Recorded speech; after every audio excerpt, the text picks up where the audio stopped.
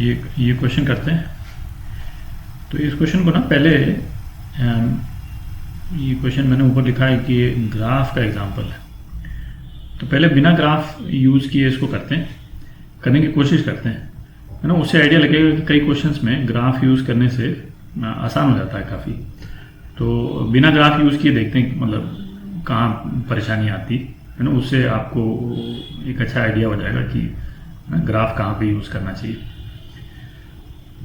तो क्या बोल रहा है, पार्टिकल जो है वो ओरिजिन से स्टार्ट कर रहा है t = 0 पे, है ना। तो ये ओरिजिन समझ लेते हैं अपन।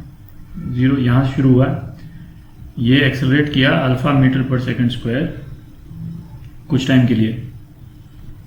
तो यहाँ से यहाँ तो सपोज गया ये एक्सेलरेशन था, ठीक है। और t1 टाइम तक ये अल्फा से एक्सेलरेट किया और उसके बाद में डी एक्सेलरेट किया बीटा से और यहाँ जाकर के रुक गया, ठीक है। आकर के रेस्ट पे आ गया। तो इतने से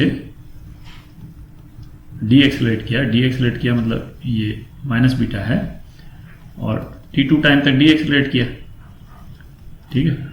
वो कहता है total time travelled by particle, ये मतलब t1 + t2 जो है वो t के बराबर है। टोटल टाइम जो है वो t, ये पार्टिकल जो है t ये करता है। तो पहले पूछता है मैक्सिमम वेलोसिटी। तो मैक्सिमम वेलोसिटी पहले तो पार्टिकल एक्सेलरेट कर रहा है तो vm कर देते हैं मैक्सिमम वेलोसिटी को, है ना। तो vm कितना हुआ, यहाँ से शुरू हुआ u + at, तो u1 कर देता हूँ, u1 + अल्फा t1, ठीक है। यहाँ एक्सेलरेट किया और u1 तो 0 है तो vm कितना हो गया, अल्फा t1 हो गया, ठीक है। अच्छा t1 तो हमको मालूम नहीं, तो अब दूसरा आगे देखते हैं। उसके बाद में क्या हुआ, ये बीटा से डी एक्सेलरेट किया और आके फिर 0 पे रेस्ट हो गया, है ना। फिर मतलब जाकर के फिर रेस्ट पे आ गया। तो यहाँ इसकी वेलोसिटी vm हो गई थी, तो vm से 0 तक गया। तो सेकंड स्टेज ये तो स्टेज 1 हो गया, है ना। स्टेज 2 में क्या हुआ, स्टेज 2 में फाइनल वेलोसिटी तो 0 है, फाइनल वेलोसिटी 0।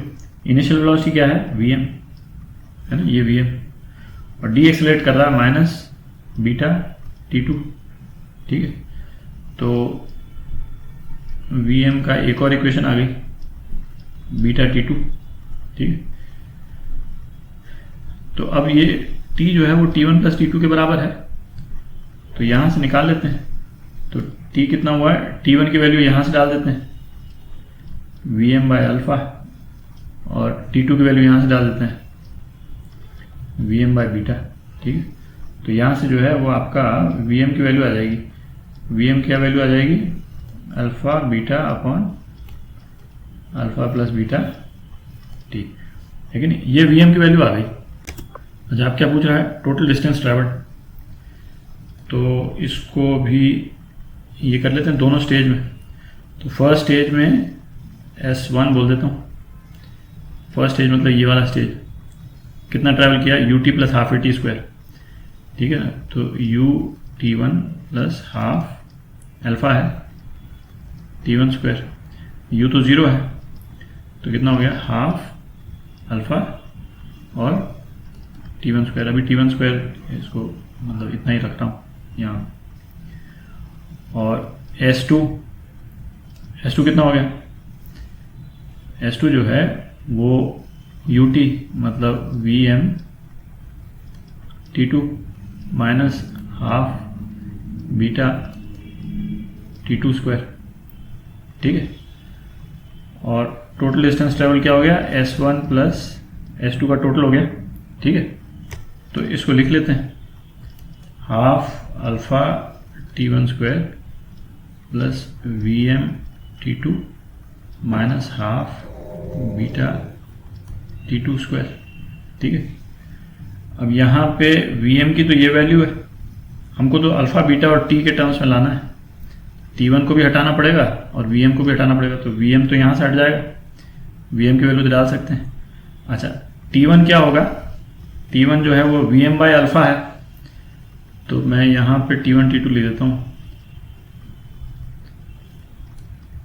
ठीक है, T1 क्या है, Vm बाय अल्फा, मतलब beta T upon alpha plus beta. ठीक है, और T2 क्या है, Vm बाय बीटा। ठीक है, Vm बाय बीटा, तो ये कितना हो गया, alpha T upon alpha plus beta, दिख रहा है। ठीक है, अब आप देखें कि हम Vm को भी यहाँ पे डालेंगे, T1 डालेंगे जो इतना लंबा चौड़ा सा है, और T2 भी डालेंगे।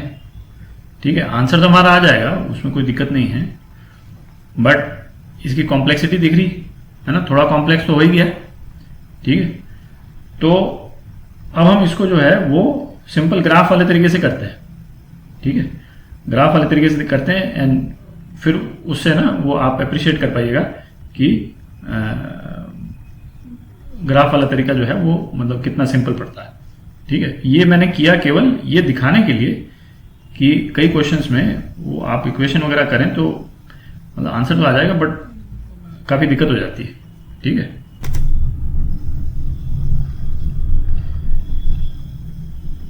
तो ये अपन ने ग्राफ बना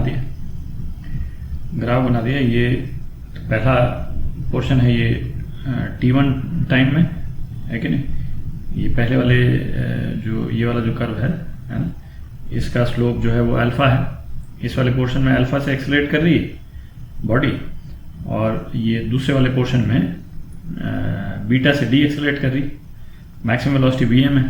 ठीक है, और ये रिजल्ट्स जो अपने आए थे ये मैंने लिख लिए, लेकिन हमको मतलब मैक्सिमम वेलोसिटी रीच तो वही इक्वेशन से निकालनी पड़ेगी जैसे अपन ने निकाला था। ये टोटल डिस्टेंस ट्रैवल्ड है, इसी में अपन area under the curve use करेंगे। ठीक है, तो ये टोटल डिस्टेंस ट्रैवल्ड, तो उसको टोटल डिस्टेंस ट्रैवल्ड S, इसमें अच्छा पहले ये जो B और C को पहले कवर ही कर लेते हैं। टोटल डिस्टेंस ट्रैवल्ड और नेट डिस्प्लेसमेंट इस केस में सेम है। ठीक है, क्योंकि सेम इसलिए है क्योंकि ये सारा का सारा एरिया जो है वो एक्सिस के ऊपर ही है। यदि इसमें कोई भी एरिया यदि एक्सिस के नीचे होता, ठीक है, तो वो ऊपर वाला एरिया माइनस नीचे वाला एरिया हो जाता। ऊपर वाला एरिया माइनस नीचे वाला एरिया तो डिस्प्लेसमेंट हो जाता। ठीक है, जैसे मैं एक छोटा सा बना देता हूं, यहाँ पे अलग अलग कलर में बना देता हूं ताकि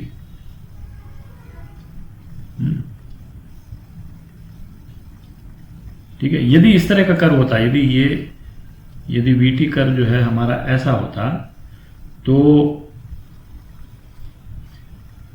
डिस्प्लेसमेंट होता रेड माइनस ब्लू।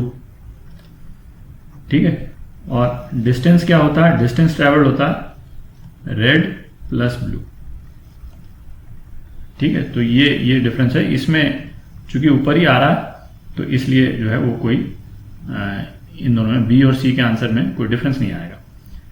तो अब मैं ये ब्लू रेड वाला ये हटा देता हूँ। तो डिस्प्लेसमेंट क्या होगा, एरिया अंडर द कर्व, तो एरिया क्या हो गया, जो पहला वाला ट्राइंगल है उसका हो गया हाफ इंटू बेस T1 है, और हाइट कितनी है Vm। ठीक है, और दूसरा वाला जो है एरिया, जो ग्रीन वाला ट्राइंगल है, हाफ बेस है T2 और हाइट है Vm। ठीक है, तो ये कितना हो गया, Vm by 2 T1 plus T2। ठीक है, तो ये कितना हो गया, Vm T बाई 2, क्योंकि T1 प्लस T2 तो T हो गया। ठीक, अब केवल Vm की वैल्यू डालनी, तो Vm की वैल्यू डाल दें अपन, alpha beta upon alpha plus beta into T, और ये T, अच्छा ये 1/2 तो है ही, 1/2 और T स्क्वायर, लेकिन एक T यहाँ से आया और एक इधर आया, ये आपका आंसर हो गया। ठीक, तो डिस्प्लेसमेंट आप देख रहे कितना मतलब आसानी से निकल गया। जो इक्वेशन जब अपन यूज़ कर रहे थे वो कितनी लंबी चौड़ी सी इक्वेशन आ रही थी और उसको सॉल्व करने में टाइम लगता। ठीक है, तो कई बार जो है वो स्पेशली टोटल ये डिस्प्लेसमेंट कैलकुलेट करने के लिए एरिया वाला जो मेथड है वो फास्टर रहता है। ठीक है।